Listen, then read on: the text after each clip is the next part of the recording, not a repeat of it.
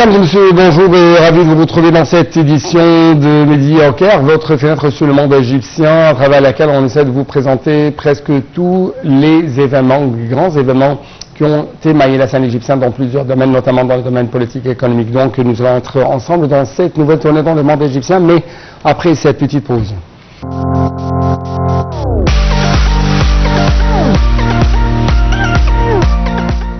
Donc, vous êtes toujours les bienvenus et commençons donc cette nouvelle tournée dans le monde égyptien par les activités présidentielles. Cette fois-ci, on trouve que le président Abdel Fattah al-Sisi et le président chinois Xi Jinping ont eu des discussions approfondies sur les relations bilatérales, la situation régionale internationale au cours de la visite d'État effectuée par M. le président Abdel Fattah al-Sisi en Chine.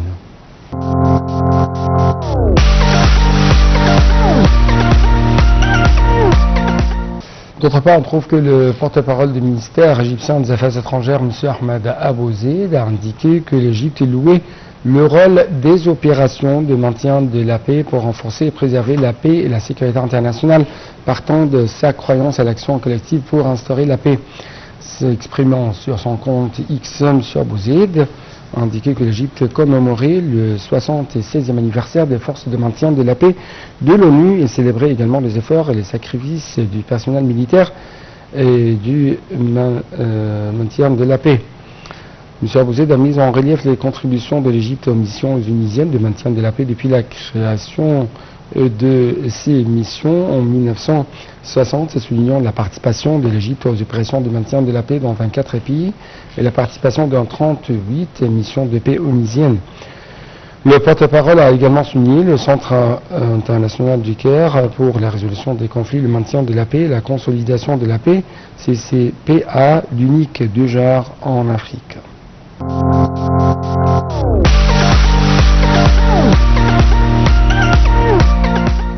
Le Premier ministre, Dr Moustapha Madbouli, a souligné l'importance d'augmenter l'offre en produits de base à des prix abordables, surtout à l'approche de l'Aïd al-Adha qui survient à mi-juin.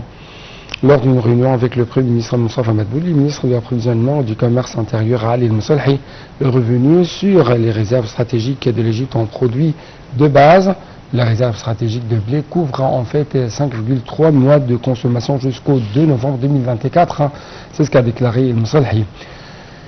L'Égypte est le plus grand importateur de blé au monde. Elle a importé depuis le début de l'année presque 3,63 millions de tonnes de blé. Donc pour vous donner plus d'explications, vous devez être très fidèle à notre collègue Aya Hachel. Le Premier ministre a souligné l'importance d'augmenter l'offre en produits de base à des prix abordables, surtout à l'approche de l'Aïd al-Adha qui survient à la mi-juin. Lors d'une réunion avec le Premier ministre Moustapha Madbouli, le ministre de l'Approvisionnement et du Commerce intérieur, Ali El-Moussalhi, est revenu sur les réserves stratégiques de l'Égypte en produits de base. La réserve stratégique de blé couvre 5,3 mois de consommation jusqu'au 2 novembre 2024, a déclaré El-Moussalhi. L'Égypte est le plus grand importateur de blé au monde. Elle a importé depuis le début de l'année 3,53 millions de tonnes de blé. En 2023, l'Égypte a importé 11 millions de tonnes de blé, selon le vice-ministre de l'Approvisionnement et du Commerce intérieur, Ibrahim Hashmawi. Le Caire vise la production de 70% de ses besoins en blé d'ici 2030. Les cours mondiaux de blé ont augmenté au cours des 2 dernières années à cause de la guerre en Ukraine. En ce qui concerne l'huile de cuisson subventionnée, la réserve stratégique couvre 6,2 mois de consommation jusqu'au 28 novembre. Quant aux réserves de volailles surgelées, elles sont suffisantes jusqu'au 18 mai 2025, a ajouté Moussalhi. Le Premier ministre a souligné l'importance d'augmenter l'offre en produits de base à des prix abordables, surtout à l'approche de l'Aïd al-Adha qui survient à la mi-juin. Moussalhi a également souligné que l'Égypte a importé 750 000 tonnes de sucre cette année. En outre, 4 sociétés opérant sur le marché égyptien fournissent chacune 250 000 tonnes de sucre, ce qui permet de combler le déficit évalué à environ 1 million de tonnes et de maintenir les réserves jusqu'en février 2025. L'Égypte a souffert récemment d'une pénurie de sucre en raison d'une offre insuffisante sur le marché. Le prix pour le kilo de sucre est passé de 27 à 38 livres dans les points de vente à Mem, dépendant d'un organisme gouvernemental. Selon Khaled Badawi, président de la compagnie du sucre El Shar'iyya, il y a un déficit de 700 à 800 000 tonnes de sucre par an, vu que la production de l'Égypte s'élève à 2,4 millions de tonnes, alors que la consommation s'élève à environ 3,2 millions de tonnes par an.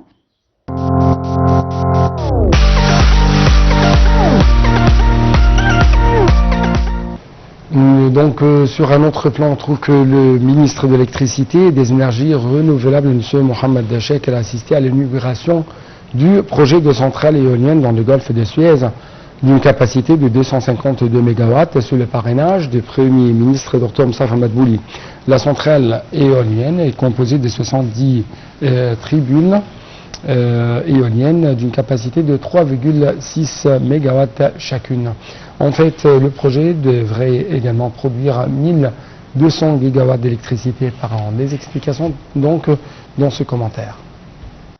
Le ministre de l'électricité et des énergies renouvelables, Mohamed Shakir, a assisté à l'inauguration du projet de centrale éolienne dans le golfe de Suez d'une capacité de 252 MW dans le parrainage du Premier ministre Moustapha Madbouli. L'inauguration de la centrale éolienne se déroulera en présence de l'ambassadeur d'Allemagne, Frank Hartmann, du chef de la délégation de l'Union européenne en Égypte, Christian Berger, de l'ambassadeur de France en Égypte, Éric Chevalier, et du président de l'autorité des énergies nouvelles et renouvelables, Mohamed Al-Khayyat.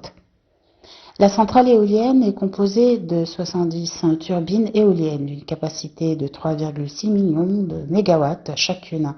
Le projet devrait produire 1200 gigawatts d'électricité par an. Le parc éolien permet d'économiser jusqu'à 203 000 tonnes de carburant par an. Le projet devrait permettre d'éliminer plus de 469 000 tonnes d'émissions de dioxyde de carbone par an. Ce projet est financé par la Banque de développement KfW en coopération avec l'Union européenne, la Banque européenne d'investissement et l'Agence française de développement. La centrale éolienne est entrée en service commercial en octobre 2023. Ces méga-projets s'inscrivent dans le cadre de la stratégie de l'État visant à porter la part des énergies renouvelables dans le bouquet énergétique à plus de 42% d'ici à 2030.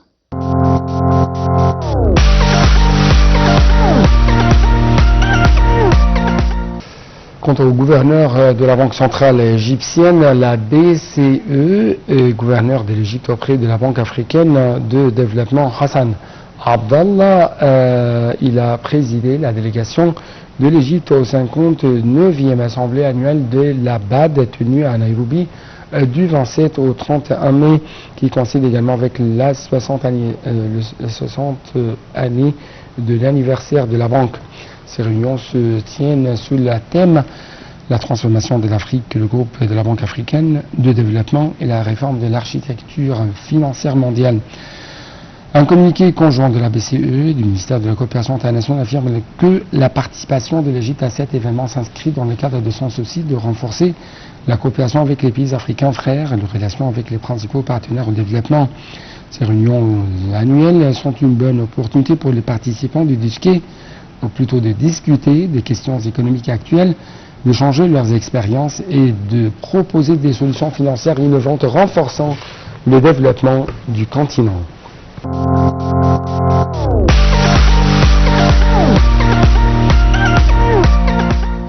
En fait, le ministre du Travail, Hassan Shehat, a affirmé la coopération fructueuse entre l'Égypte et l'Organisation internationale du travail, OIT. Les programmes communs entre l'Égypte et l'OIT cherchent à réaliser davantage de travail décent et meilleur pour l'intérêt de toutes les parties. C'est ce qu'a déclaré le ministre. Ce Shehat s'est exprimé au cours d'une réunion mardi avec les membres de la délégation permanente, ou plutôt prenant part à la 112e édition de la conférence internationale du travail prévue à Genève au début de la semaine prochaine.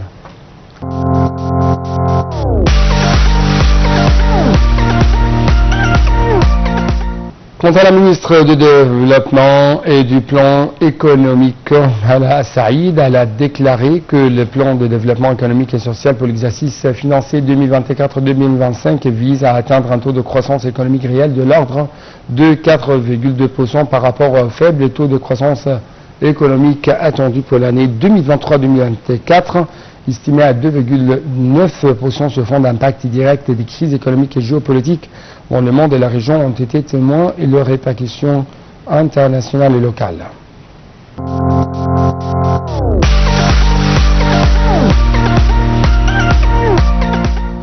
Donc, chers téléspectateurs, nous allons clôturer cette édition par cette nouvelle concernant Madame la ministre de la Solidarité sociale, Nevin Kabaj, qui a reçu le directeur de la mission du Comité international de la Croix-Rouge au Caire, M. Alfonso Pérez.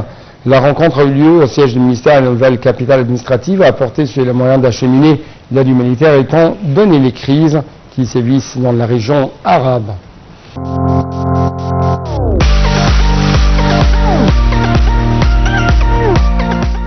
Donc avec cette dernière nouvelle, nous